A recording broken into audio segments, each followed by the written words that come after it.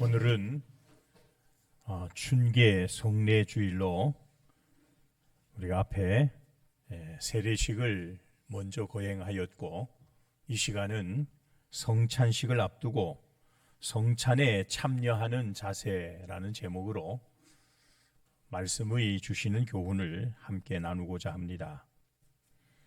오늘 말씀은 바울 사도께서 예수님께서 잡히시기 전날 밤에 제자들과 행하셨던 그 성만찬의 의미를 명령으로 전하라고 하셨던 그 말씀을 우리에게 알려주는 그런 내용의 말씀입니다.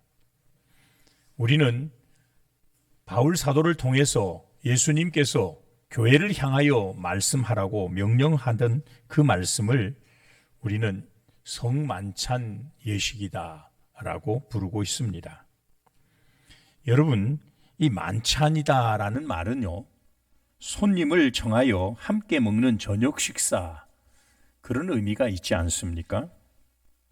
오늘은 주님이 행하시라고 우리에게 명령하셨던 그 성만찬에 대하여 이것이 어떤 의미가 우리에게 주어지고 있는가, 또 이 성만찬을 참여하는 사람들은 어떤 자세로 참여해야 할 것인가, 그런 내용의 말씀을 함께 나누어 보려고 합니다. 첫째로 우리는 함께 모여 주님을 기념하는 예식으로 이 성만찬을 행하여야 한다는 점입니다. 함께 모여 이 성만찬을 참여한다는 것은 우리가 예배라고도 부르지 않습니까? 어쩌면 이 성만찬이라고 하는 것은 주님의 십자가 사건을 기념하기 위하여 모인 예배다, 그렇게 부를 수도 있을 것입니다. 여러분, 성도들이 은혜 생활을 해야 하는데 우리가 은혜를 받는 세 가지 방법이 있습니다. 그것이 첫째가 말씀에서 우리는 은혜를 받을 수 있습니다. 그래서 교회는 말씀을 가지고 예배를 통하여 말씀을 전하는 것입니다. 말씀을 받을 때 우리가 은혜가 임하기 때문에 그렇습니다. 오늘도 말씀 속에 은혜가 임하는 시간이 되시기를 주님의 이름으로 축복합니다. 두 번째는 기도입니다. 기도는 무엇입니까? 하나님과 교통하는 일입니다. 그래서 기도를 우리는 영적 호흡이라고 말하기도 하지 않습니까? 신앙인들에게 있어서 기도는 너무나 중요합니다. 기도를 통하여 우리의 사정을 아뢰기만 하는 것이 아니라 기도를 통하여 하나님의 뜻을 깨닫는 시간이 되기 때문입니다. 우리가 하나님과 교통하는 삶을 살아가는 가장 확실한 방법이 기도에 있습니다. 기도하면 기도하는 사람들이 은혜를 체험합니다. 여러분 모두가 기도의 사람이 되시고 기도를 통하여 은혜를 체험하시기를 주님의 이름으로 축복합니다. 그리고 또 한 가지, 세 번째 방법이 있습니다. 은혜를 받는 세 번째 방법은 바로 이 성찬에 참여하는 일이라는 점입니다. 여러분, 오늘 이제 이 예배를 진행하면서 우리가 십자가, 예수님이 지셨던 그 십자가 사건을 우리가 기념하면서 떡을 나누고 잔을 나눌 것입니다. 이런 성찬에 참여해서 주님의 그 십자가가 우리에게 어떤 의미가 주어지는가를 묵상하고 여기에 함께하는 이 자체가 은혜 받는 방편이 된다는 점입니다. 그래서 여러분들은 보통 1년에 2번 정도 봄과 가을을 나누어서 성찬식을 공식적으로 행하고 있습니다. 그 성찬식에 빠지지 말고 참여하고자 하는 욕심을 내시기를 축복합니다. 그럴 때 우리가 은혜 생활을 할 수 있다는 점입니다. 사랑하는 여러분, 그런데 이 성찬식은 결코 혼자서는 할 수가 없는 일입니다. 그래서 초대교회 성도들을 보면 모일 때마다 항상 성만찬을 먼저 행하였다라는 기록이 나오고도 있습니다. 우리는 오늘 이 예배가 특별히 주님의 십자가를 기념하는 의미에서 모든 심령들 성례식의 예배라, 여러분 이 사실을 기억할 수 있기를 주님의 이름으로 축복합니다. 두 번째는 성찬식은 함께 모여서 뭘 하는 것이냐 하면 떡과 잔을 나누는 일을 한다는 사실입니다. 우리가 성만찬을 행할 때 잊지 말고 기억해야 하는 한 가지 사실은 우리 모두가 예수 그리스도로 인하여 한 가족으로서 여러분 모두는 한 상에 둘러앉은 식구라는 사실입니다. 뿐만 아니라 이 식구들이 교회의 머리가 되시고 우리를 위하여 십자가를 대신 져 주시고 피 흘려 주시고 살 찢어 주신 그 일을 통하여 우리에게 구원의 길을 열어 놓으신 바로 예수 그리스도의 그 십자가 사건을 함께 떡을 나누며 잔을 나누며 함께하는 시간이 된다는 사실입니다. 우리가 어떤 교회의 일원이 된다는 것, 한 예배를 같이 모여 드린다는 것, 이것은 우리 모두가 이 시간 한 가족으로서의 마음 자세가 있어야 한다는 사실입니다. 이것이 교회가 가지는 또 하나의 놀라운 특성이기도 합니다. 그런데 오늘 본문 말씀을 보면 17절 이하의 말씀에서 바울 사도가 고린도 교회를 향하여, 사실은 우리가 읽은 본문의 말씀은요, 칭찬하는 말씀이 아니라 책망하고 있는 말씀입니다.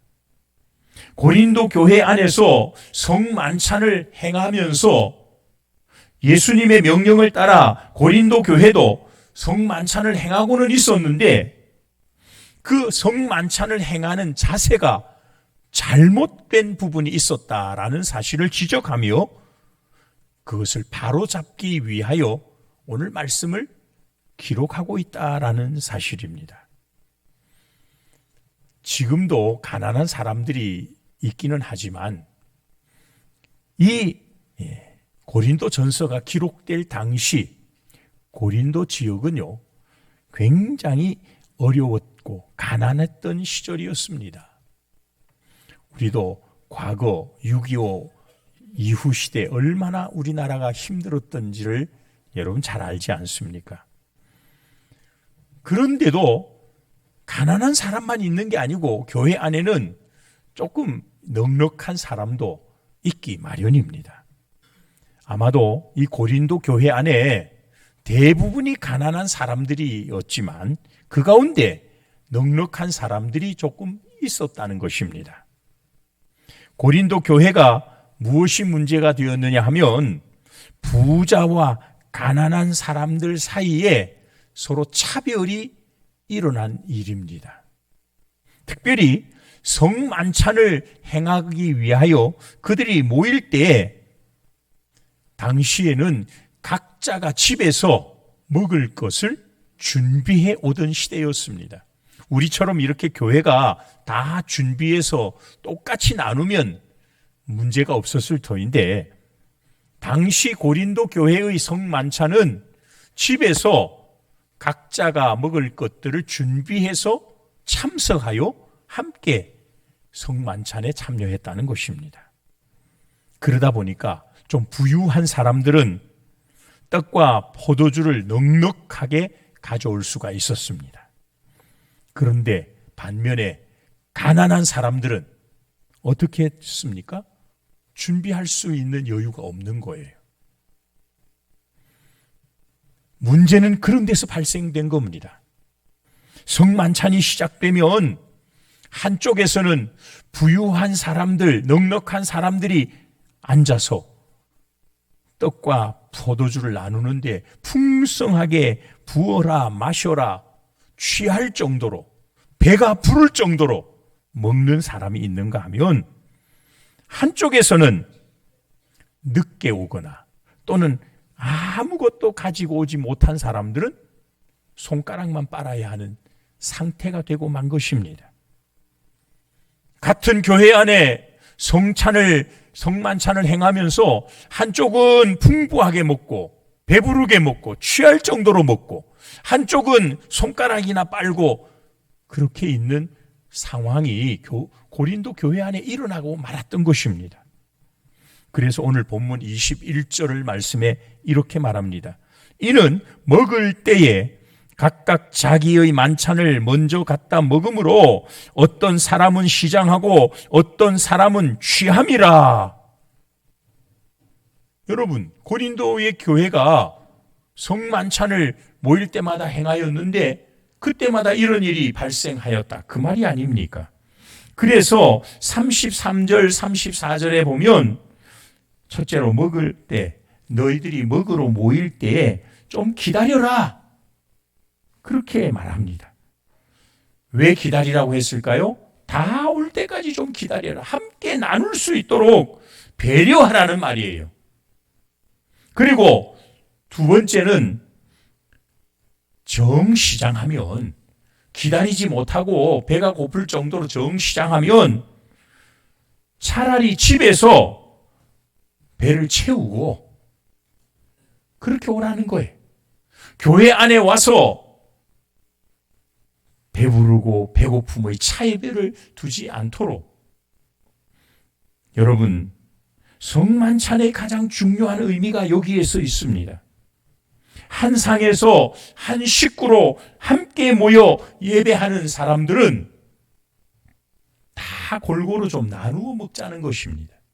많이 가져왔다고 자기만 다 먹지 말고, 없다고 가난하다고 외면하지 말고, 그 사람들에게 자기가 가져온 것을 좀 나누어 주고, 이렇게 해서 한 식구로서, 한 가족으로서 성만찬을 행할 때 그게 진정한 의미가 된다. 그래서 오늘 말씀은 고린도 교회의 그런 잘못된 현상을 지적하고 교훈하는 말씀이 되었다는 사실입니다. 또 하나 중요한 내용이 있습니다. 오늘 성만찬을 행하는 중요한 또 하나의 가장 의미가 뭐냐 하면, 성만찬이라고 하는 것은 주님을 증거하고 주님을 나타내는 일이어야 한다는 것입니다. 26절, 우리가 오늘 본문으로 삼지는 않았는데 본문 다음에 나오는 26절에 보면 이렇게 말합니다. 너희가 이 떡을 먹으며 이 잔을 마실 때마다 주의 죽으심을 그가 오실 때까지 전하는 것이니라.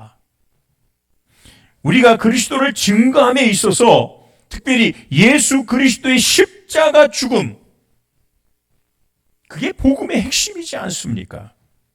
그것을 주님이 오실 때까지 전하는 그 일들을 위하여 성만찬을 행하여야 한다, 그렇게 말하고 있습니다. 여러분, 성만찬은 우리의 배를 불리기 위한 만찬이 아닙니다. 성만찬은 우리가 이것을 통해서 나에게 무엇을 얻고자 하는 나 중심의 만찬이 되어서는 안 된다는 것입니다.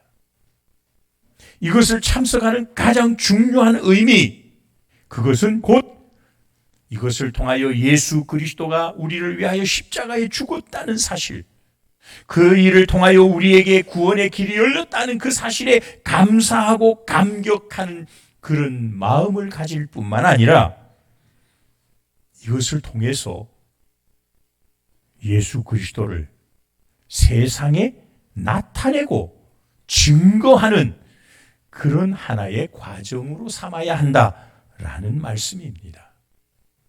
사랑하는 여러분, 오늘도 우리가 성만찬을 행할 것입니다. 그런데 이것을 통해서 우리 자신에게만 유익된다라고 생각하면서 내가 은혜의 방편이니까 내가 은혜 받아야지. 물론 그 자세도 틀리는 거 아닙니다. 하지만 더 중요한 것은 날 위하여 예수님이 십자가에 죽어주셨구나. 살 찢어주시고 피를 흘려주셨구나. 이 십자가를 잊지 않아야 되겠구나. 그런 마음의 결단을 우리가 마음에 가지고 더 한 단계 나아가야 합니다. 그것이 무엇입니까? 예수 그리스도의 십자가가 무엇을 의미하는지, 예수 그리스도의 십자가 복음이 우리에게 유일한 구원의 방편이라는 사실을 세상에 증거하는 일이 되어야 한다는 것입니다. 그래서 여러분, 항상 우리는 이 성찬을 통하여 힘을 얻어서 이 힘을 복음 전하는 일에 사용합시다. 그렇게 말하는 것입니다. 오늘 장로님들이 이 성찬을 준비하는 걸 제가 이렇게 보았습니다. 그랬더니 우리 떡을 이렇게 준비하는 빵으로 이렇게 준비했는데요. 장로님이 빵을 크게 쓸더라고요. 이만큼. 그래서 제가 너무 큰데요. 그러니까 성도들이 너무 빵이 작다고 불평이 있대. 좀 크게 좀 썰어주면 먹을 것이 있다라고 생각한대. 그래서 좀 너무 작아가지고 좀 아쉬웠던가 보다. 근데 이만큼씩 줄 수는 없지 않습니까? 그거 먹느라고 목이 메이면 또 이 잔도 이만한 잔을 줘야 된다 말이죠. 사실 이스라엘 나라는 그렇게 해요. 큰 빵을 갖다 놓고 먹을 만큼 뜯어가지고 먹습니다. 잔도 이만한 잔에 잔뜩 부어놓고 먹습니다. 교회가 다 그렇게 할 수는 없어요. 그래서 이거는 기념하는 의미가 있기 때문에 여러분, 빵이 좀 작다고 불평하지 마십시오. 이거 먹고 배부르라고 먹는 건 아니지 않습니까? 이 떡은 예수님의 십자가에서 우리를 위하여 찢어주신 그 살, 그걸 생각하면서, 그걸 음미하면서 이 떡을 입안에 놓고 말이에요. 예수님을, 그 십자가 은혜를 기억하는 시간이 되어야 하는 거예요. 물론 나누는 떡과 잔은 생명의 양식이요 생명의 음료가 되기도 합니다. 물론 이것을 통해서 우리는 영적으로 세임을 얻는 엄청나고 복된 시간이 될 수 있을 것입니다. 작게 먹어도 힘을 얻을 수 있습니다. 여러분, 우리 교회 안에 한 가지 딱 구별하는 것은 있습니다. 세례를 받지 못하신 분은 죄송하지만 참여하지 마십시오 그래요. 성경에 그걸 말씀하고 있거든요. 예수님의 십자가 사건을 의미를 모르면서 참여하다가는 자기 죄를 먹고 마시는 오히려 후를 범하는 일이 될 수 있기 때문에 교회는 성찬을 아무에게나 허락하지는 않습니다. 세례를 받은 사람에게, 세례를 받았더라도 교회의 10월 아래에 있다면 수찬 정지라고 해서 성찬에 참여하지 못하도록 규정을 하고 있기도 합니다. 우리 교회는 아직 벌 받은 사람이 아무도 없으니까 세례를 받으신 분은 다 오늘 참여하실 수 있기를 바랍니다. 사랑하는 여러분, 우리가 오늘 이 성찬식을 통해서 우리가 받은 은혜를 나만을 위하여 사용하지 마시고 세상을 향하여, 아직도 하나님을 모르는 사람들을 향하여 이 십자가 복음을 전하는 그런 삶을 살아가는 성도 여러분들이 되시기를 주님의 이름으로 축복합니다.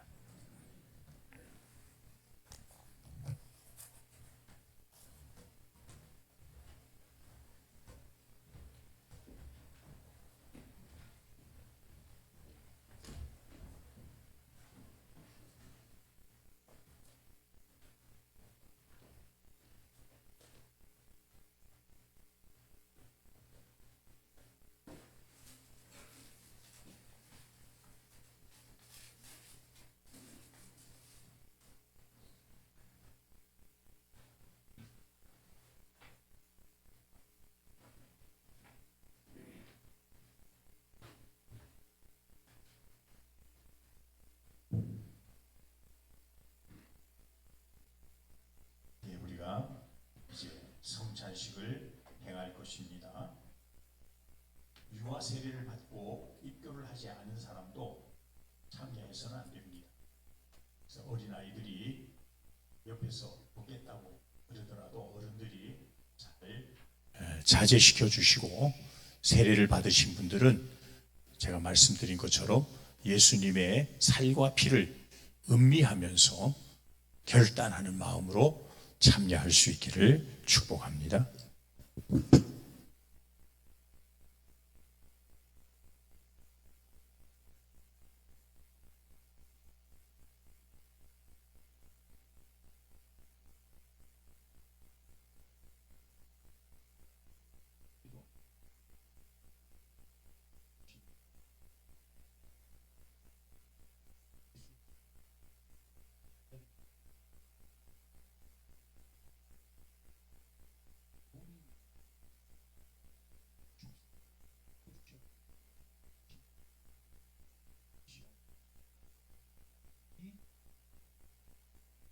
주님의 십자가 은혜와 사랑을 기억을 통하여 하늘의 신령한 양식을 못 입는 되게 하시고, 간절히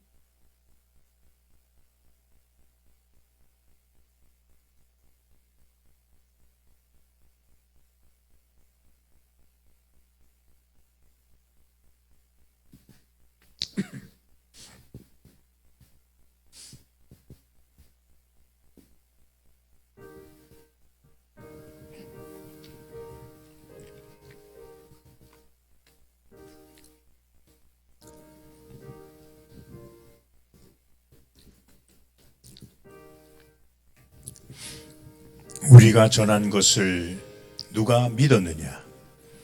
여호와의 팔이 누구에게 나타났느냐? 그는 주 앞에서 자라나기를 연한 순 같고 마른 땅에서 나온 뿌리 같아서 고운 모양도 없고 풍채도 없은즉 우리의 보기가 흠모할 만한 아름다운 것이 없도다. 그는 멸시를 받아 사람들에게 버림받았으며 간고를 많이 겪었으며 질고를 아는 자라. 마치 사람들이 그에게서 얼굴을 가리는 것 같이 멸시를 당하였고 우리도 그를 귀히 여기지 아니하였도다. 그는 실로 우리의 질고를 지고 우리의 슬픔을 당하였거늘 우리는 생각하기를 그는 징벌을 받아 하나님께 맞으며 고난을 당한다 하였노라. 그가 찔림은 우리의 허물을 인하며 그가 상함은 우리의 죄악 때문이라. 그가 징계를 받음으로 우리는 평화를 누리고 그가 채찍에 맞음으로 우리는 나음을 받았도다. 혹 2층이나 세례를 받으셨는데 떡을 받지 못하신 분이 있으면 손을 들어 표해 주십시오.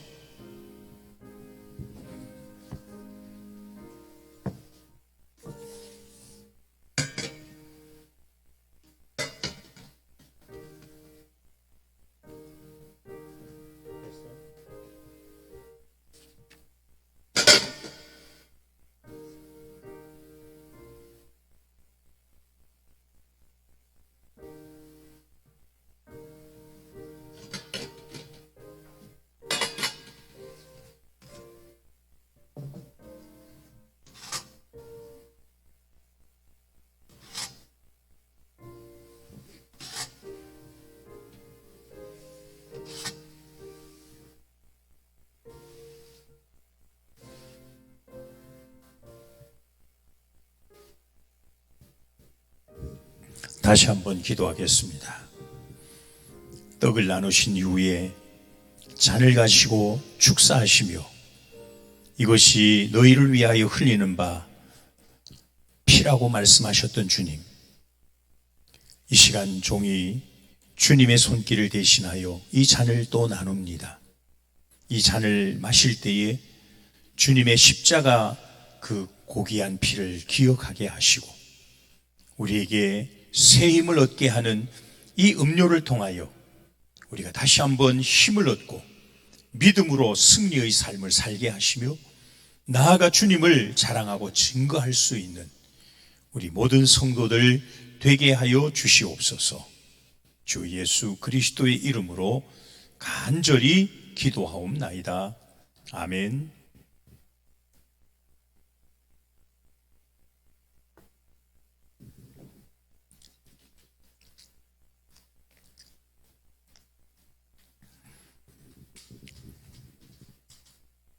내가 너희에게 전한 것은 주께 받은 것이니 곧 주 예수께서 잡히시던 밤에 떡을 가지사 축사하시고 떼어 이르시되 이것은 너희를 위하는 내 몸이니 이것을 행하여 나를 기념하라 하시고 식후에 또한 그와 같이 잔을 가지시고 이르시되 이 잔은 내 피로 세운 새 언약이니 이것을 행하여 마실 때마다 나를 기념하라 하셨으니 너희가 이 떡을 먹으며 이 잔을 마실 때마다 주의 죽으심을 그가 오실 때까지 전하는 것이니라. 그러므로 누구든지 주의 떡이나 잔을 합당하지 않게 먹고 마시는 자는 주의 몸과 피에 대하여 죄를 짓는 것이니라.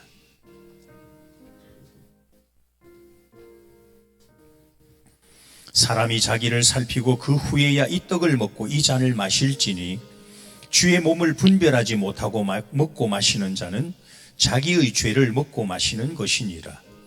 그러므로 너희 중에 약한 자가 병든 자가 많고 또 잠자는 자도 적지 아니하니 우리가 우리를 살폈으면 판단을 받지 아니하려니와 우리가 판단을 받는 것은 주께 징계를 받는 것이니 이는 우리로 세상과 함께 정죄함을 받지 않게 하려 하심이라.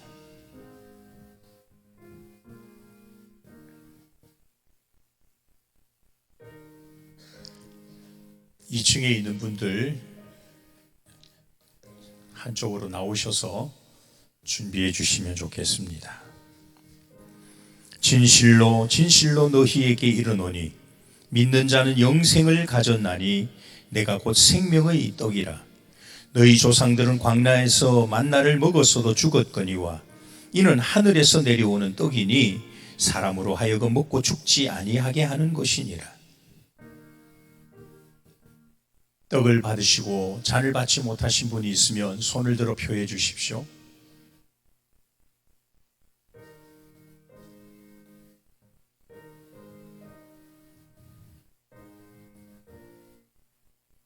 예수께서 이르시되 내가 진실로 진실로 너희에게 이르노니 인자의 살을 먹지 아니하고 인자의 피를 마시지 아니하면 너희 속에 생명이 없느니라. 내 살을 먹고 내 피를 마시는 자는 영생을 가졌고 마지막 날에 내가 그를 다시 살리리니 내 살은 참된 양식이요 내 피는 참된 음료로다.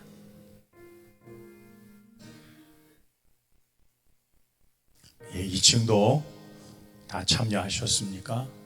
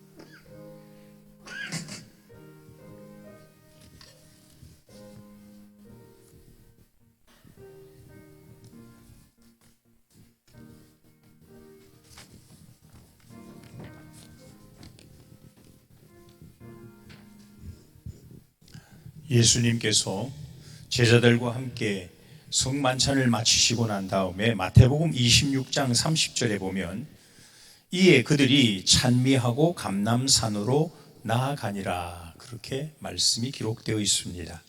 우리도 주님의 제자들과 함께 감람산으로 나아가는 심정을 가지고 함께 찬송을 불렀으면 좋겠습니다. 144장 찬송을 부르겠습니다.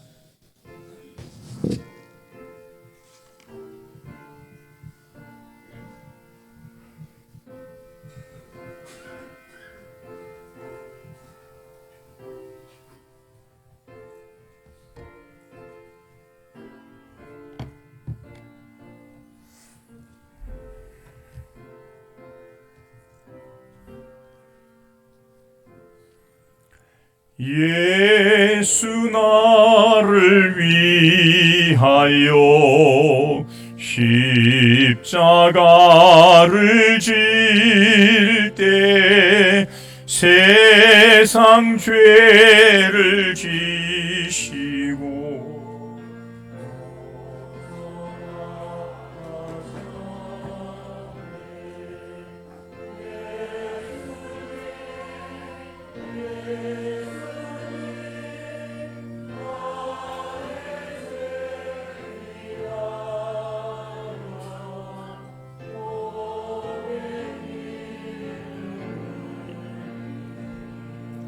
죄인 받으소서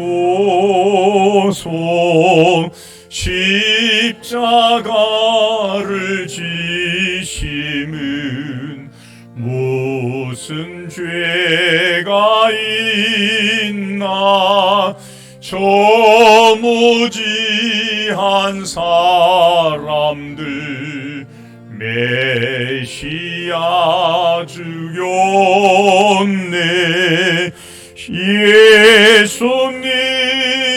예수님 나의 죄 위하여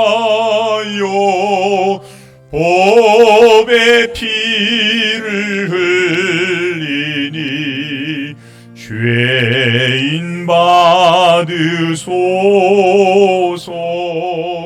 피와 같이 붉은 죄 없는 이가 없네. 십자가의 공로로 눈과 같이 되네. 예수님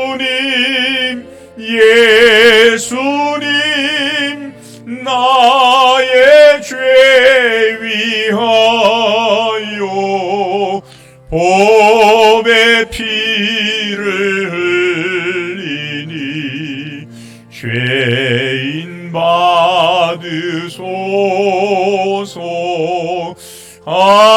아름답다 예수여 나의 좋은 친구.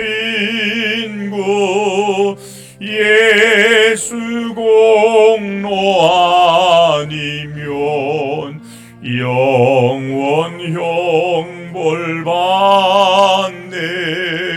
예수님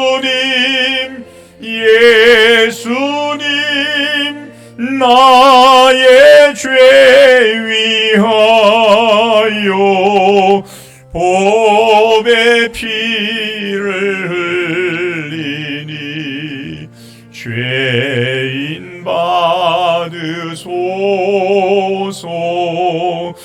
아멘.